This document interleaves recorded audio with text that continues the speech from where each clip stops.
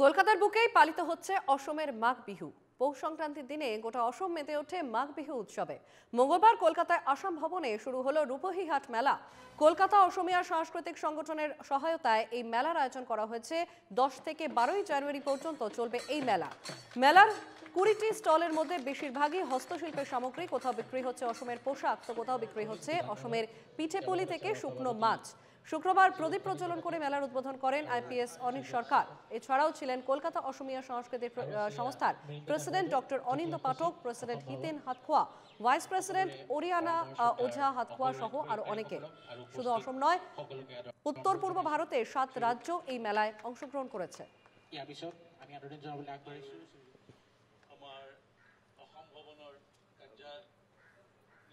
এসে ভালো লাগছে। It's very colourful place.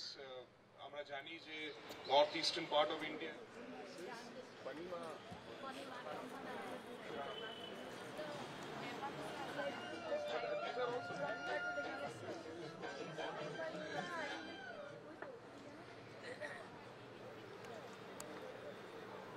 করেছে। তো মকর সংক্রান্তি আসতে চলেছে, তো সেই উপলক্ষে ওনাদের বিহু একটা সেলিব্রেশন হচ্ছে।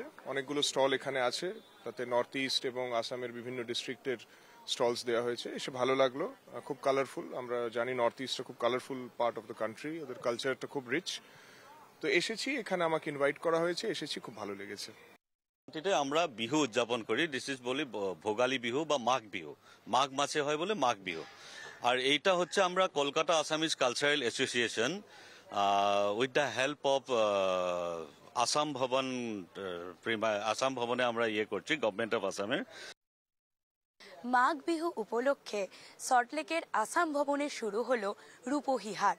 এই রূপহী হাট শুরু হয়েছে 10 তারিখ থেকে এবং শেষ হবে 12 তারিখ। 12 তারিখ পর্যন্ত এই রূপহী হাটে বিভিন্ন প্রদর্শনী দেখানো হবে, যেখানে থাকবে নাগাল্যান্ড থেকে শুরু করে আসামের বিভিন্ন রকমের জিনিস। আপনারাও এখানে আসতে পারেন, 10টা থেকে 8টা অবধি আসতে পারেন। এখান থেকে বিভিন্ন জিনিসও আপনারা কিনতে পারেন। ক্যামেরায় রাজশেখরের সঙ্গে সুকৃতি, এনকেটিভি বাংলা, কলকাতা।